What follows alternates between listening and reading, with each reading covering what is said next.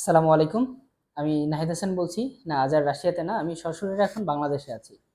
তার কারণ হচ্ছে আপনাদের 2026-27 সেশনের স্টাডি ইন রাশিয়ার ক্ষেত্রে যে অ্যাডমিশন প্রক্রিয়াটা শুরু হয়ে গেছে অলরেডি, তারই ধারাবাহিকতায় আমি সশরীরে কাউন্সিলিং প্লাস আপনাদের ভর্তি জার্নির যেই গাইডলাইনটা প্রাইমারি স্টেজে, যেটা আসলে খুবই ইম্পর্টেন্ট, প্রত্যেকটা পার্ট বুঝে শুনে জেনে তারপরে অ্যাপ্লিকেশন করার, যেহেতু এটাই মেইন পার্ট থাকে। তো আমি চাচ্ছি এটা আপনাদের সাথে সশরীরে প্লাস অনলাইন কাউন্সিলিংয়ের মধ্যে সম্পন্ন করে তারপরে আমি সেতে গিয়ে আপনাদের ভর্তি প্রক্রিয়ার যে বাকি কাজগুলো থাকে সেগুলো কমপ্লিট করতে। ওকে, আমি আমার পরিচয়টা দিয়ে নিচ্ছি। আমি নাহিদ হাসান। আমি রাশিয়ার সাউদার্ন ফেডারেল ইউনিভার্সিটিতে অফিসিয়াল রিপ্রেজেন্টেটিভ হিসাবে কর্মরত আছি এবং সেখানে অধ্যয়নরত আছি, এবং এরই পাশাপাশি বাংলাদেশে stair touch education consultancy and ট্রাভেলসে সিনিয়র কাউন্সিলর হিসেবে কর্মরত আছি। আমি একটু মেইন ম্যাটেরিয়ালসে চলে যাই।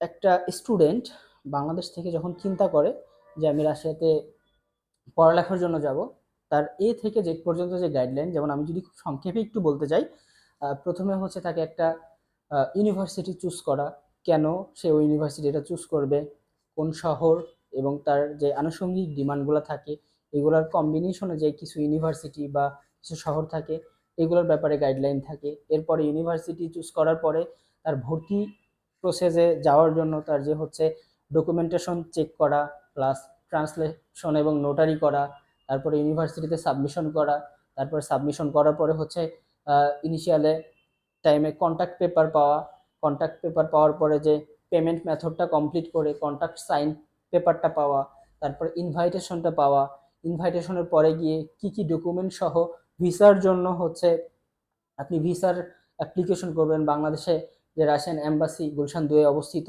সেখানে গিয়ে কি কি গাইডলাইন লাগে, এবং আফটার ভিসা ভিসা পাওয়ার পরে যে হচ্ছে কিছু গাইডলাইন থাকে, যেমন এয়ারপোর্ট কেন্দ্রিক, তারপরে ওখানে রিসিভ করার পর থেকে কি কি আনুষঙ্গিক কাজ আছে, হোস্টেলে ওঠার সাথে সাথে কি কি কাজ আছে, হোস্টেলের পরে ইমিগ্রেশন সেন্টারে কি কি কাজ আছে, এরপরে গিয়ে হচ্ছে মেডিকেল রিলেটেড কি কি কাজ আছে বা কি কি প্রসেস আছে, তারপরে হচ্ছে ক্লাসে যাওয়া পর্যন্ত, অর্থাৎ ইচ্ছা থেকে শুরু করে স্বপ্ন পূরণের পরে ক্লাসে পৌঁছানো অবধি যে টোটাল জার্নিটা অলমোস্ট 2-3 মাসের 4 মাসের হয়ে থাকে, এটার টোটালি আগে যদি আপনি স্বচ্ছ একটা ধারণা পান তাহলে আপনার জার্নিটা স্মুথ হবে। আপনি যদি ভালো একটা কাউন্সিলিং পান তাহলে আপনার স্বপ্নটা বাস্তবায়নের ক্ষেত্রে অনেক অনাকাঙ্ক্ষিত ঘটনা কম ঘটবে। তো তারই ধারাবাহিকতায় দেখা যাচ্ছে আমাদের সামনের যে সেশন 2026-27 সেপ্টেম্বর ইনটেকের জন্য প্রিপারেটরি কোর্স এবং হচ্ছে ইংলিশ মিডিয়ামের সরাসরি কোর্স বেশ 5 থেকে 10টা ইউনিভার্সিটি নিয়ে আমরা হাজির হয়েছি। টপ র্যাঙ্কিং ইউনিভার্সিটি তার মধ্যে উল্লেখযোগ্য হচ্ছে southern federal university, Don state technical university, রিঙ্ক ইউনিভার্সিটি, প্রিমিয়ার ফেডারেল ইউনিভার্সিটি সহ Dagestan university, Dagestan federal university সহ যে টপ র্যাঙ্কিং মেডিকেল ইউনিভার্সিটিগুলো আছে, আপনারা যারা এমবিবিএস পড়তে ইচ্ছুক তাদের জন্য সমস্ত ইউনিভার্সিটি এবং কয়েকটা শহরের কম্বিনেশনে আপনাদেরকে বেস্ট গাইডলাইন প্লাস বেস্ট ভর্তি প্রসেসটা যাতে আমাদের মাধ্যমে আমরা সুন্দর মতো সম্পন্ন করতে পারি, তারই জন্য আমি সমস্ত ইনফরমেশন কালেক্ট করে অলরেডি বাংলাদেশে আছি। আপনারা চাইলে আর দেরি না করে খুব দ্রুত আমাদের সাথে সরাসরি অফলাইনে অথবা অনলাইনে কাউন্সিলিং নিয়ে আপনাদের ফাইলটা সাবমিশন করবেন। কারণ আহ, ইতিপূর্বে কিছু তিক্ত অভিজ্ঞতার কারণে দেখা যাচ্ছে যে একটু দেরি হয়ে যায় প্রসেসগুলো।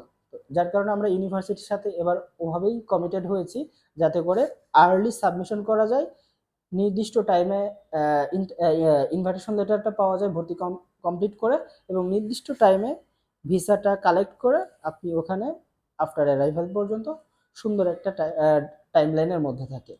তো আশা করছি আপনারা আমাদের সাথে কন্ট্যাক্ট করবেন, আমাদের অফিস ভিজিট করবেন, অথবা অফলাইনে অথবা অনলাইনে কাউন্সিলিং নিয়ে ফাইল সাবমিশন করবেন, ফাইল ওপেনিং করবেন, কোথায় কি পেমেন্ট প্রসিডিওর সমস্ত কিছু আমি অনলাইনে অথবা অফলাইনে আপনাদের সাথে আছি বোঝানোর জন্য। ইনশাল্লাহ দেখা হবে কাউন্সিলিংয়ে অথবা আফটার ভিসাতে রাশিয়াতে সশরীরে। ততক্ষণ পর্যন্ত ভালো থাকবেন, সুস্থ থাকবেন। আমাদের অফিসের অ্যাড্রেসগুলো আমরা কমেন্ট বক্সে দিয়ে দিব। আল্লাহ হাফিজ।